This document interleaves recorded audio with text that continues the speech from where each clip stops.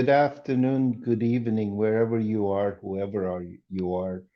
My name is Levent Yarar.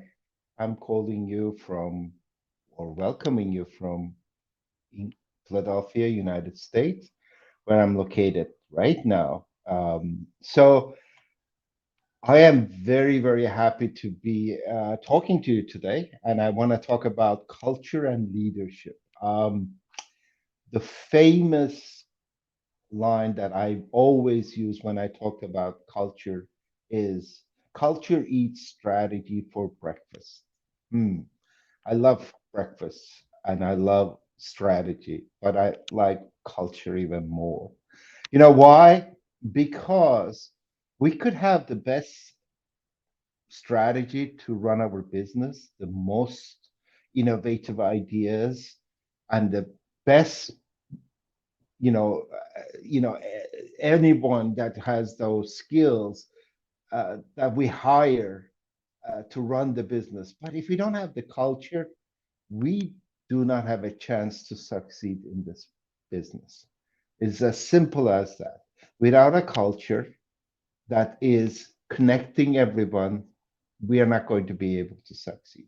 So, what does that mean? What are we talking here? What is culture? It's something we can touch, or it's not something we can feel, or do we? I think the next slide, which I'm sharing right now, is culture is to people as water is to fish. So what this says is we can't live without culture. And look around yourself. If you're Look at the people you have, your family, your friends, your colleagues. They're all part of your culture, your flag, your national anthem, your food, or wherever you live, your environment. These are all part of your culture. So you live in this whole bubble of culture. It's almost without this culture, it's almost like living outside the water as a fish. And you know what happens then? So I think we need to be very aware of that. We actually always live in a culture. Now, there are some assumptions that I really hate, such as culture, bad culture, good culture, no culture. Ladies and gentlemen, and wonderful young people, there is no such thing. There is always a culture that we live in. And what we need to understand is each culture is driven for hundreds and hundreds years of evolution. So we cannot just say there is no good culture, or there is no culture, or no good, their culture is bad, their culture is good, whatever that those are the terms. You need to get it out of your lexicon. You should not talk about good, bad, no culture, or anything like that. What does that mean? Because every culture has its own evolvement, and we need to be part of that. So, to be able to understand, what we need to do is we need to first, I want you to close your eyes when you see someone for the first time and listen. Because the problem we have, our brains sees things first. And if we make judgment calls based on what we see, we're not going to be really understanding or feeling the other person. What you need to do is close your eyes and listen. And that way you can really understand what the culture is, whose culture we're listening to. What are they saying? We cannot pass judgment by just looking at people. We need to make sure that we are listening to them. So, listening to other people, understanding their language. And when I say language, I'm not talking about different language, but I'm a proponent of learning many, many languages. Some of you might have heard this from me many times before. The more languages you learn, the better off you are. So I want you to make sure that you listen to people, because you know why? Look at this picture. You can look at this picture and see different things. You can see a vase, you can see two old people, or you can see two Mexicans, one of them playing and the other one listening and maybe carrying something on her head. So, how you see things is not enough. You need to listen to the music. You need to listen to what they're saying. So, you need to really do both, seeing and listening. You cannot just do one, you have to do both. Even here, some people will see many ships approaching us. Some people will see a bridge. So neither is wrong, by the way. And culture is like this. We see from different angles, but they're both same. Some can argue that wait a minute, these are ships. Some will argue that, wait a minute, this is a bridge. And both are correct. So our goal in life, in general, is to make sure that we see the differences. We appreciate those differences because when we're leading, we will be working with so many different people, so many different ideas.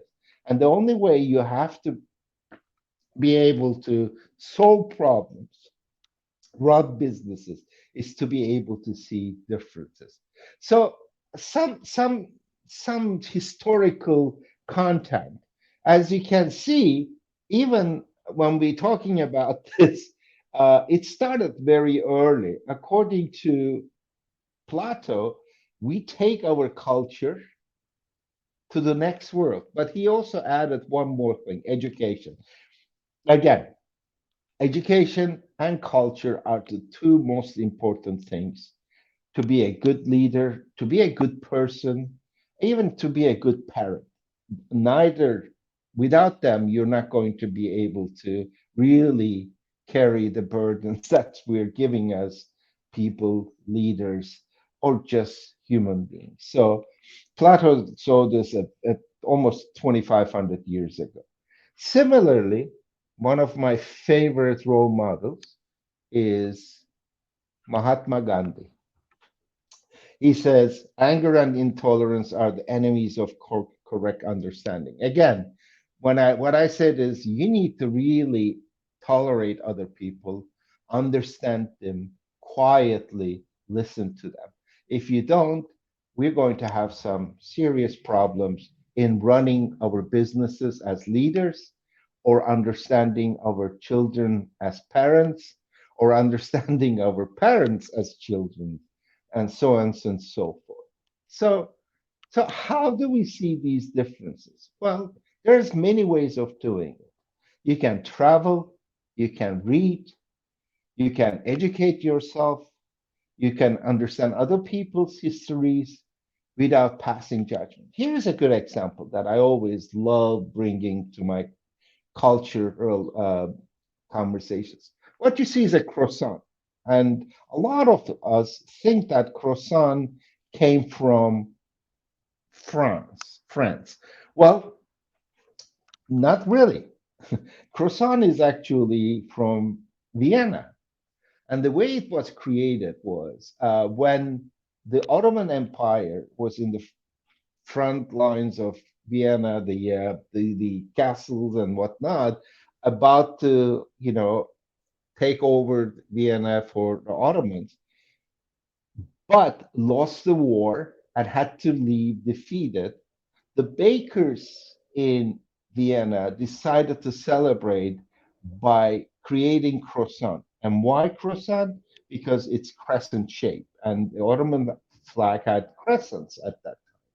And so accordingly, the Viennese bakers created croissant and saying that we defeated the Ottomans and we're going to eat the uh, croissant. So hence we have now croissant. This is very interesting, but without looking at the history and understand the culture behind it, you wouldn't be able to say, oh, this is what it is.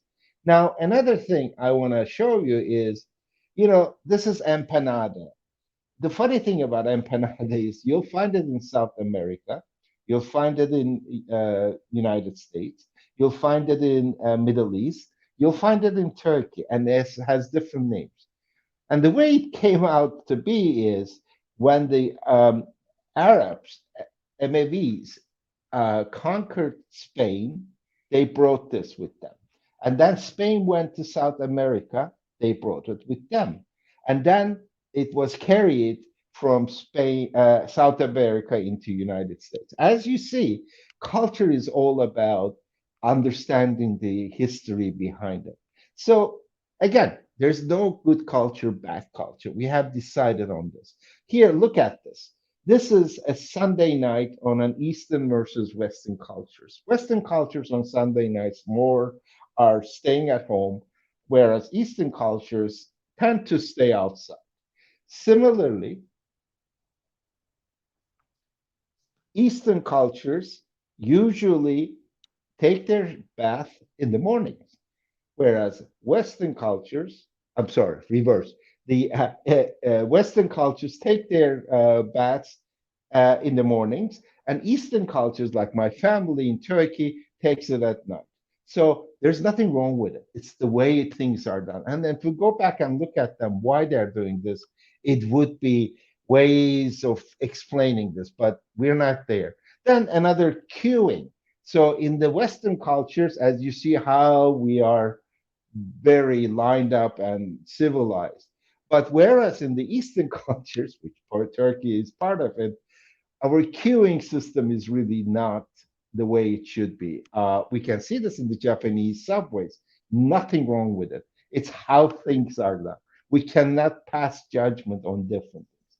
Similarly, when you're communicating, you see a hand gesture could be different in different countries. It could be okay in USA. It could mean money in Japan. It could mean zero in Russia, and it could be very insulting in Brazil.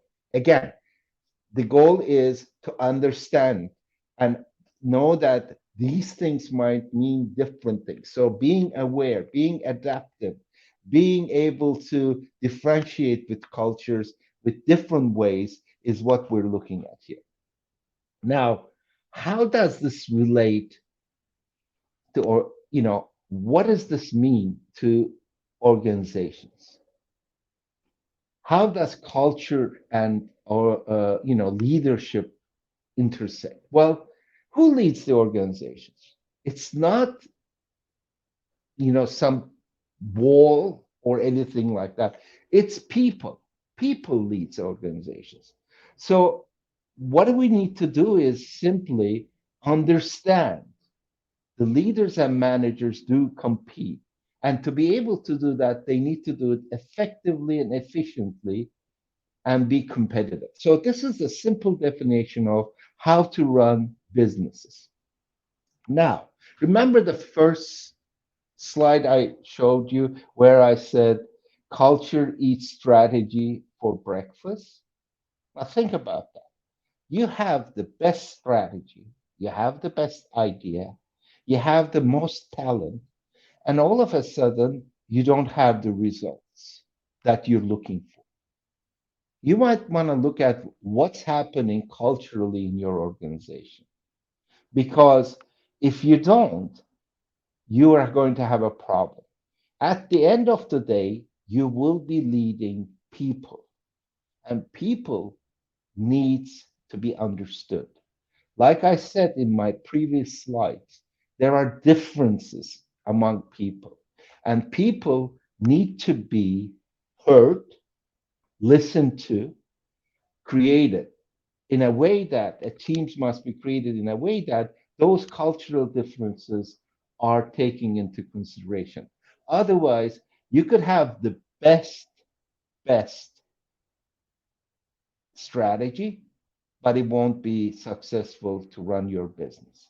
I don't know if I'm clear on this, but I'm happy to answer any questions you have because I'm going to give my email address at the end, and you will be able to ask me questions. Feel free. I'm here.